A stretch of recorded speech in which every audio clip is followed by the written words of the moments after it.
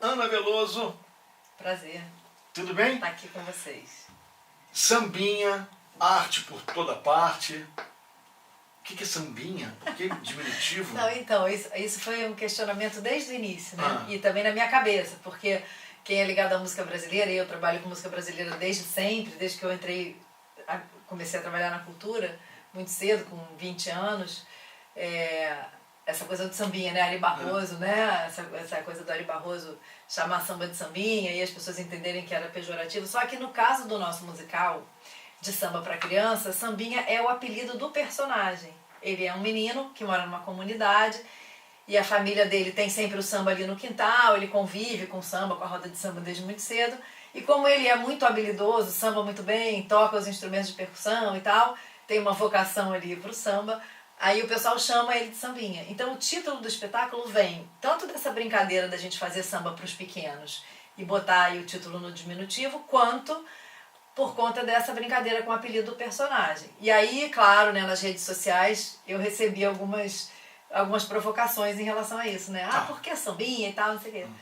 E aí foi uma discussão saudável, mas eu levantei algumas questões que eu acho também interessantes. Por exemplo, Zeca Pagodinho, que é um ícone da nossa música brasileira e do samba. Zeca Pagodinho. É carinhoso o Pagodinho, né? A Heloísa Perricet e a Ingrid Guimarães lançaram há muitos anos atrás um espetáculo para criança, o Cosquinha, que era o diminutivo de cócegas delas, que tinha feito muito sucesso também. Então, um pouco dessa brincadeira. E aí eu fui falando várias coisas, né? O Vinícius era chamado de poetinha, isso nunca foi pejorativo, muito pelo contrário, né? Eram os amigos que carinhosamente chamavam Toquinho. Então a gente tem muitos casos de diminutivo na música brasileira que não são pejorativos, e no caso do sambinha, certamente não é. A gente ama samba, a gente acha que a nossa equipe toda trata o samba com o maior respeito, como um patrimônio da cultura brasileira. Então sambinha é carinhoso. Então beleza, tá tudo certo. Teatro Laura Alvim, não é Teatro isso? Laura Alvim, de 5 de novembro a 26 de novembro, sempre aos sábados e domingos, às 16 horas. Inaugurando aí um novo momento depois da pandemia. Espero que o Teatro Laura Alvim passe a ter infantis sempre. Sim. E vire um polo aqui para as crianças. E a pandemia, como é que foi? A pandemia foi difícil para a cultura, né? A gente falando arte por toda parte, né? A pandemia foi o contrário disso. A gente precisou afunilar todas as artes para a internet, que é uma coisa que é legal por um lado. A gente chega em lugares que a gente não pensava em chegar antes. Eu fiz vários projetos, né? Online, num momento ali de tentar estar junto com o público, estar junto com os parceiros. Foi um momento de descobrir esse novo meio. Eu que sou do teatro, né? Minha formação, minha carreira toda foi mais no teatro do que nas outras artes, nos outros meios. Mas assim, não é para quem faz teatro e para quem faz a cultura de forma presencial, né? A internet tem muitas limitações. Então a gente se falou muito nisso, né? De repente o teatro vai diminuir a demanda, as pessoas vão querer ver teatro na internet, e hoje a gente está vendo que não. A gente está tendo uma sensação de que o público está chegando, né? Que o público está chegando aí com vontade de voltar para o olho no olho. A aula online também, eu tenho visto muitos professores falando isso, que a aula online foi bom, veio para ficar, foi mas necessário. A procura aumentou para a aula presencial. Porque a gente experimenta, né? A aula online e a aula presencial, e a qualidade é outra, né? E aí você, eu só posso fazer online, então não tem jeito. Então, aí faz. Aí faz. E você falou do teatro, quanto tempo você está no teatro? Olha, eu comecei a fazer teatro com 18 anos, aqui na Laura Alvim, casualmente. Então, tem muita pergunta então aí. Peraí, tem muita pergunta. É verdade, tem muita pergunta, porque você está respondendo já uma pergunta, a minha última pergunta. A minha pergunta é, quando foi que você descobriu o teatro e quando foi que o teatro descobriu a Ana? Então, eu acho que eu nasci com o teatro já nasceu em mim, né? Eu muito pequena, por isso também essa minha aproximação do teatro para criança, porque quando eu era criança eu tinha muita paixão pelo teatro. Eu fui ver Patinho Feio no tablado, eu devia ter, uns 6, 7 anos, e a minha sensação era assim, eu não queria estar na plateia, eu estava infeliz na plateia. Apesar de estar adorando a peça, eu queria estar lá, eu queria estar em cima, eu não queria estar ali embaixo. Então essa sensação era presente para mim sempre. E aí eu andava com uma malinha CTI, Centro de Teatro Infantil, e botava a família toda para assistir, para pagar ingresso. Isso desde sempre, né? Eu catava a roupa de todo mundo, a peruca de um, o sapato do outro. ia fazendo uma acervo ali. E aí, por uma questão ali, não sei, expressão familiar, não sei exatamente identificar, eu acho que também porque eu vi a Bruna Lombardi fazendo uma juíza numa novela, e eu achei que eu queria ser juíza. Na verdade, eu queria ser a atriz fazendo a juíza, eu acho, sabe? É bem acho diferente. Que era por aí. Mas eu fui fazer Direito. Então eu me formei em Direito, mas no meio da faculdade, fazendo a faculdade de Direito, eu fui pra Cal. E aí me formei na Cal também, atriz. E quando acabou a faculdade e a Cal no mesmo ano, eu fiquei 2 anos trabalhando... Você fez Direito? Fiz Direito na UFRJ mesmo... de manhã. E Cal eu fazia à noite. Muito doido isso. E aí eu fazia estágio de tarde. Então eu saía de casa às 6 da manhã, chegava... A gente jovem faz muita coisa junto ao mesmo tempo. Né? E aí eu fazia tudo ao mesmo tempo. Só que acabou junto, em 92. Eu acabei a faculdade de Direito e acabei a Cal. E aí fiquei 2 anos estagiando, mas já fazendo teatro. Já fazendo algumas peças, convidada ali. Mas eu queria muito escrever, sempre gostei de escrever. E aí eu conheci a minha sócia, que é minha sócia até hoje, que está no Sambinha comigo, como atriz e produtora também, a Vera Novelo, que era minha colega da Cal. E a gente começou a escrever junto e começou a produzir, enfim. O primeiro projeto profissional de teatro que eu produzi foi um Pixinguinha no CCBB, com o CCBB começando a sua história, com a Lei Rouanet começando a sua história. Eu me formei em 92, a Lei Rouanet é de 91. Então eu falo assim, para os produtores e artistas que começaram a carreira junto com a Lei Rouanet, foi mais fácil entender a lei, e eu era do direito também, né? Então entender a lei e usar essa ferramenta tão importante, né? Que movimenta tanto a cultura, que foi tão demonizada nos últimos tempos. Sim, e que as pessoas não conhecem, se conhecessem não falariam tão mal, né? Sem saber. É um outro assunto, mas enfim. E aí eu comecei a produzir, comecei a entender a lei, comecei a poder dar suporte para outros produtores, porque como eu tinha acabado de me formar, a legislação para mim não era um bicho de 7 cabeças, então eu fui estudar as legislações de incentivo, né? A primeira foi a Rouanet, depois as outras. E aí por conta disso eu acho que eu tive uma facilidade também na produção. Os primeiros centros culturais que começaram a abrir com um diferencial, né? Do produtor que tinha pequenas cotas de patrocínio, sim, que produzia muito dependendo também desse retorno da bilheteria. E aí assim, ao longo desses 30 anos, muitas mudanças, né? A mudança muito expressiva na comunicação, como a gente divulga nossos espetáculos, como a gente chega no público, a oferta, né, do streaming na casa da gente. Interessante você falar sobre isso. Que muda, né, totalmente a perspectiva, né, do público que tem que sair, até para ir ao cinema. Você tem cinema na sua casa hoje, né? Então eu fui vivendo todos esses anos de modificação. Mas o primeiro curso amador de teatro que eu fiz foi aqui na Laura Alvim, com o Fábio Pilar, que já faleceu. E foi assim um divisor de águas na minha vida, porque eu descobri que era isso que eu queria fazer. Eu passei para o segundo semestre no Direito e eu ia ficar 6 meses. Eu passei para o UFRJ, meu pai não podia me cobrar nada, né? Nada. Passei para a Federal. Você não ia cobrar nada dele? Né? Tava bem, falei, bom, beleza, me dei bem. Aí fui fazer teatro, eu falei, poxa, agora eu vou fazer um curso de teatro. Eu tenho 6 meses para fazer alguma coisa que eu quero muito, vou fazer um curso de teatro. E vim para cá, né, para Laura Alvim. E aí a gente fez um espetáculo no Porão, que entrou em cartaz do final de curso e tal, e daí nunca mais eu saí do teatro, né? Então a sua memória afetiva com a casa Laura Alvim é essa? É essa. É essa. Eu tenho essa memória de primeiro lugar, assim, que eu me apresentei foi aqui, primeiro curso de teatro que eu fiz foi aqui. E sempre voltei para Laura Alvim em alguns momentos, fazendo, ou produzindo, ou em cena, fazendo outros espetáculos. Eu estreiei aqui um espetáculo sobre a Nélida Pinhon, que eu protagonizava, fazia a Nélida, com direção do Henrique Tavares. Foi muito, muito legal, assim, foi um projeto incrível. Foi um dos melhores espetáculos do ano pelo Globo. Assim, eu sempre tive uma relação interessante com a casa. E fiz aqui o Sambinha também, no Festival Funarte de Artes e Leituras, passou por aqui o Sambinha e o Bossa Novinha, dessa trilogia que a gente tem para criança. Vou fazer uma pergunta, onde anda o Direito hoje? O Direito está adormecido lá atrás, lá em 92, lá, né? No início da década de 90 ele ficou lá.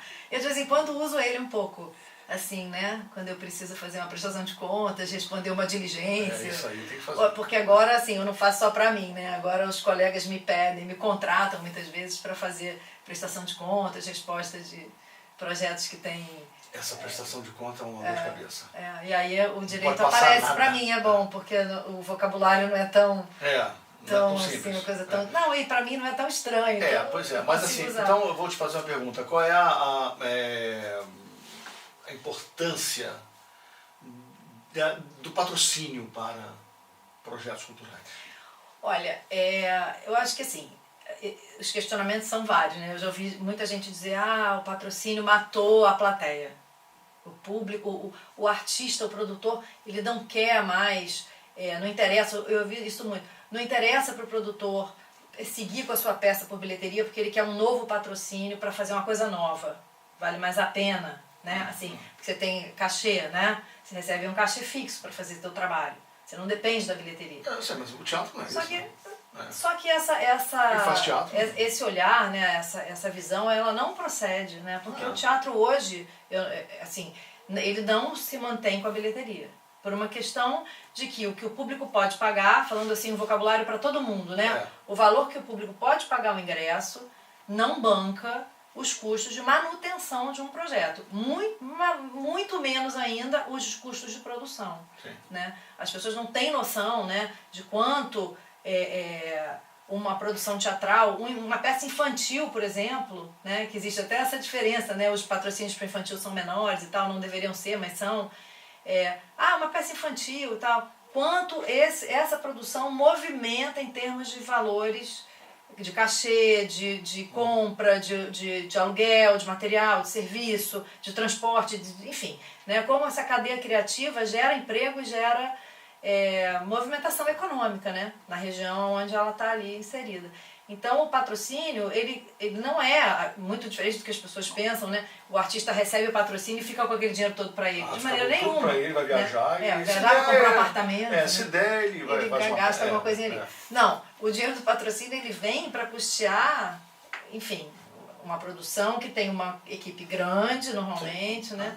Uma equipe que não aparece, né? Isso também é uma coisa... Às vezes você tem um monólogo, você tem uma peça com 2 atores, mas a equipe que está por trás não interessa se no palco tem 2 ou tem 10. A equipe que está por trás, normalmente, ela tem aquele mesmo número de pessoas, ou parecido, né?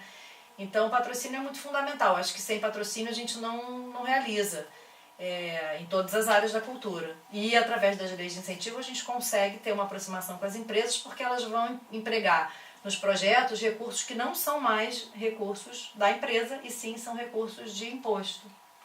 Pois é. Na verdade, a empresa tem que pagar, né? A empresa tem que pagar. Teria que pagar. Então, para fazer isso... tem que pagar o imposto de qualquer maneira. De qualquer maneira. Então... O que a empresa faz é antecipar um pouquinho o pagamento desse imposto, no caso da Lei Rouanet. Né? E também aí as pessoas falam, então, poxa, então a empresa não devia poder botar o nome dela, porque se o dinheiro não é mais dela...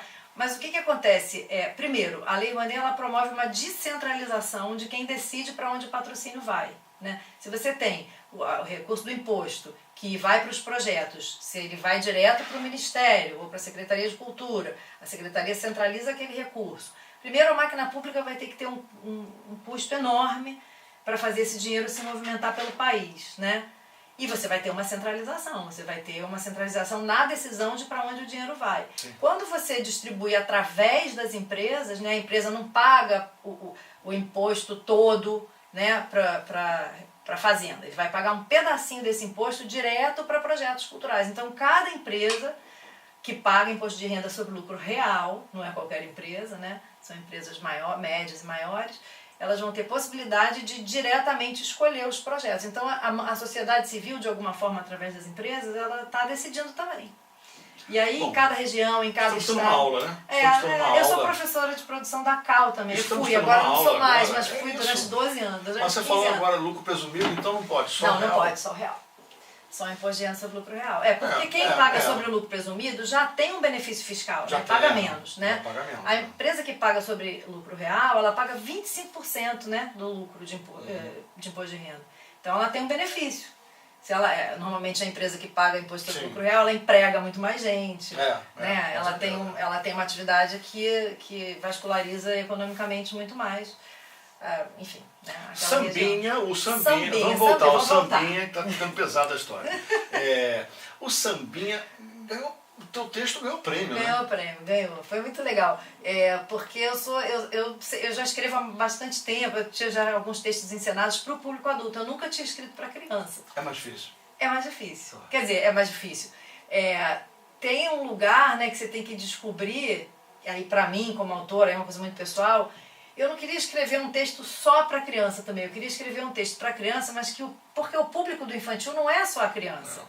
Você tem o pai, a mãe, a babá, a avó, a tia, a família, né? Você tem um público muito dividido no teatro. Você tem o irmão que é mais velho. Então, o desafio para mim era que a historinha chegasse na criança, né? A dramaturgia chegasse nesse público-alvo principal, que era a criança, mas que quem estivesse no teatro junto não ficasse entediado ou não achasse aquilo uma chatice, que acontece muito, né? Eu fui escrever para criança porque eu comecei a levar minha filha para ver teatro infantil e muitas vezes eu ficava muito entediada, né? Ela até às vezes gostava da peça, mas eu ficava muito entediada, achava aquilo muito chato. E eu falava, poxa, eu paguei o ingresso, eu sou público também.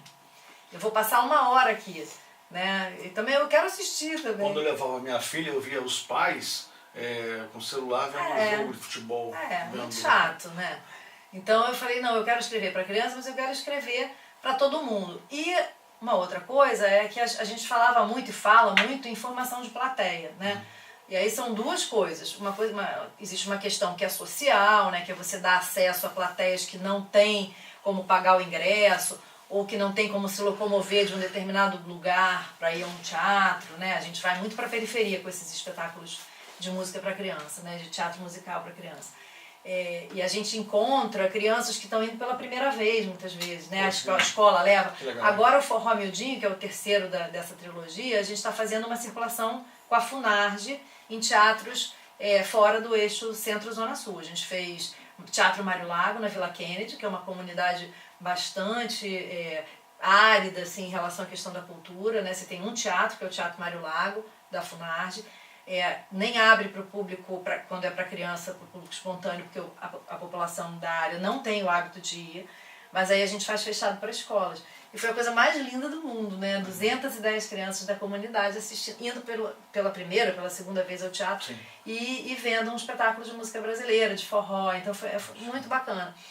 E aí quando eu fui escrever o Sambinha, eu falei, não, tem que fazer um espetáculo para todo mundo, a criança tem que entender, o adulto tem que gostar, e a gente tem que criar, ainda nessa questão da formação de plateia, uma experiência bacana no teatro para que aquele público queira voltar. Eu acho que a formação de plateia passa por aí, né? Em criar uma experiência que realmente faça a criança querer voltar, né? Então não dá para fazer uma coisa assim, vamos fazer para divertir só, para entreter só, para manter a criança aqui ocupada por 1 hora. Não. É uma coisa que faz a criança querer voltar ao teatro. O teatro tem que ser uma experiência, a primeira experiência, a segunda, a terceira, tem que ser muito legal, senão depois você perde esse público, né? E o teatro é tão transformador, né? Eu acho que é um público que a gente não pode perder. Claro. E você já fez 80 produções, é isso? Eu já fiz mais, já fiz umas 130 produções. Que isso? Mas é porque eu não produzi só teatro. Eu trabalhei no Teatro Municipal do Rio de Janeiro há muito tempo também, produzindo ópera, balé, produzi música, mas quanto assim... tempo isso? Em 30 anos. Eu tenho 53, mas eu comecei 30 com anos? 20... 130 produções? São 3 produções por ano, 90. Eu produzi mais que isso. Então? Mas não dá. Né? E a cabeça, como é que fica? A criatividade? Não são coisas minhas, né? Porque eu produzo coisas de muitas, de outras pessoas. Claro, né? onde? Eu tô falando que a pessoa, você criar 130 textos e não tem como. Não, mas eu já fiz umas 130 produções divididas, né? Teatro, literatura, balé, música. É isso, né? Meu trabalho, a gente está todo dia. Legal isso. Todo dia produzindo, né? A gente vive, acorda, dorme. É o que eu falo, não tem férias, né? Artista, produtor fica desempregado, não entra de férias. Então tem trabalho, a gente vai trabalhando. A gente só viaja assim de vez em quando para. Tem 15 dias, vamos correndo ali. 15 dias, né? Férias. Entre Natal e Ano Novo. Beleza. Agora, esse ano eu tirei para fazer uma cirurgia, dia 30 de novembro. Acaba que 26 eu vou fazer uma cirurgia. Escolhi 30 de novembro para poder ter esses diazinhos assim, 20 ainda tem dias. Isso, né? Tem a saúde, que a pessoa tem que cuidar, tem filho, família. Também tem isso. Vai dar certo. E o Sambinha, então, Não, o Sambinha é um projeto super do coração, assim, porque... Brilha nos seus olhos. Brilha. Porque, assim, primeiro, foi um projeto que a gente muitas vezes fica tentando fazer aquele projeto durante anos. Tem projeto que eu comecei a querer, a desejar, botei no papel e tal, e fui realizar 5 anos depois, 8 anos depois, né? Acontece um monte de coisa no meio do caminho, você fica tentando fazer aquele projeto, aí um dia o projeto sai, né? Você bota em vários editais, tem alguns maravilhosos, né? Que você quer e nunca prova, e nunca faz. O Sambinha foi assim, veio a ideia, o desejo, a gente inscreveu no edital da Oi, de 2013, aprovou no edital, lei de CMS, fizemos na Oi, foi um sucesso, o SESC abraçou o projeto, a gente foi circular pelas unidades do Sesc. Logo saímos da Oi, fomos circular no Sesc, depois ganhamos o edital do SESI. Aí foi assim, Furnas, não sei o quê, não, todo mundo foi aprovando e a gente foi fazendo.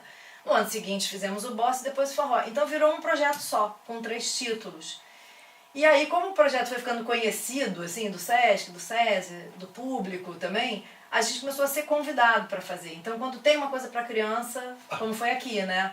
Ah, vem fazer um dos seus títulos aqui, qual você quer fazer? Isso é uma coisa rara da gente conseguir, né? Ter um projeto que você não tem só você correr atrás, né? Alguém já sabe que ele existe e a gente vai fazendo. E a ideia, assim, era fazer para um público de 1.200 pessoas na temporada na Oi, né? Se a gente dividisse lá a quantidade de lugares do teatro, Sim, pela quantidade, 1.200 pessoas. A gente já alcançou, eu acho que 80.000 pessoas com a trilogia. Então isso, assim, pra gente, ao longo de 10 anos, né? Sim. Comparando na pandemia e tal. Mas assim, pra gente é um sucesso. Claro que é um sucesso. Assim, a sensação é de muito sucesso, né? É um sucesso. Mesmo que não seja assim, uma coisa que na mídia não é um sucesso, mas a gente sabe que o resultado foi um sucesso, né? A gente fez muito de graça esse projeto. A gente fez muito assim com patrocínio, né? Os Sescs que cobram R$10 o ingresso, 5, do 3 para o comerciário, indo para todos os lugares do Rio. A gente fez Minas, uma temporada super bacana com a Funarte, com a Funarte, Prêmio Miriam Muniz. Também teatros grandes com ingresso gratuito ou a preço muito baixo. Então essa possibilidade também, né, de ter um projeto que chega nas pessoas, né? Tudo bem, você bota em cartaz na Zona Sul do Rio, né, em Ipanema, o público que tem como pagar vem, é legal. Mas você também poder levar esse projeto para os cantos que não tem. Essa semana o Forró está em Campo Grande, no Teatro Arthur Azevedo, a gente vai estar lá. Às vezes também não tem um público enorme, às vezes essas comunidades não aderem assim, né, de peito aberto, porque não tem o hábito. Não é prioridade também. Eu fiz a trilogia no Fomento 2016, a gente ganhou um fomento da Prefeitura do Rio, né? Ainda era Eduardo Paes e tal, Fomento. É o edital que agora se chama FOCA, na época se chamava o edital do Fomento. Aí a gente ganhou o prêmio para fazer em 4 lonas culturais, 4 lonas e arenas. Aí a gente escolheu lonas em lugares diferentes e tal, não. Só que a gente ficou pensando, como é que a gente vai levar o público, né? Carro de som, faixa, divulga, tal, rede social, vambora, né? No que a gente sabe que é o que vai divulgar. Mas também sabia que as lonas não estavam conseguindo botar um público muito grande. O que a gente fez? Com recursos próprios do proponente, compramos 4 bicicletas. E aí a gente começou e um monte de brinde no Saara. E começamos a divulgar que o espetáculo ia sortear uma bicicleta e brindes, outros brindes, né? Brinquedos, não sei o que. E botamos um pipoqueiro. E um cara com bola, não sei o quê. Cara, a gente botava 300 pessoas na lona todo dia, porque a gente sorteava a bicicleta no primeiro dia, a gente dizia, olha, agora o sorteio de amanhã, né? Porque a gente fazia um dia e 2 no outro dia, seguidos. E aí a gente falava, amanhã é brinde, tá? Não é bicicleta. Mas a galera voltava porque gostava do primeiro e voltava para ver os outros 2. Então foi muito bacana, assim, foi uma experiência incrível. A gente até hoje fala, vamos comprar uma bicicleta para sortear. Já foi uma piada interna, né? A gente vai ter que comprar uma bicicleta para sortear. E é isso, com esses artifícios a gente vai conseguindo trazer a galera. Isso é paixão, né? Isso é vontade de fazer. E descobrindo, né, o jeito de chegar. Como é que eu chego nas pessoas? Né? Mudou tanto, né? Você falou agora da comunicação. Isso para mim é um eixo difícil da gente compreender. Porque a gente está no meio do furacão ainda, não passou. Então... E a nossa geração, né? Eu sou da época que o Jornal Globo, a capa do Segundo Caderno, a capa do Rio Show, a Veja, a Vejinha, né, o JB, que a gente queria muito, o JB, os críticos, assim, a Tribuna, o Dia, o Extra depois, mas a gente tinha essas referências, né, as rádios que eram mais ouvidas, a gente tinha essa referência, e as agendas de televisão, né.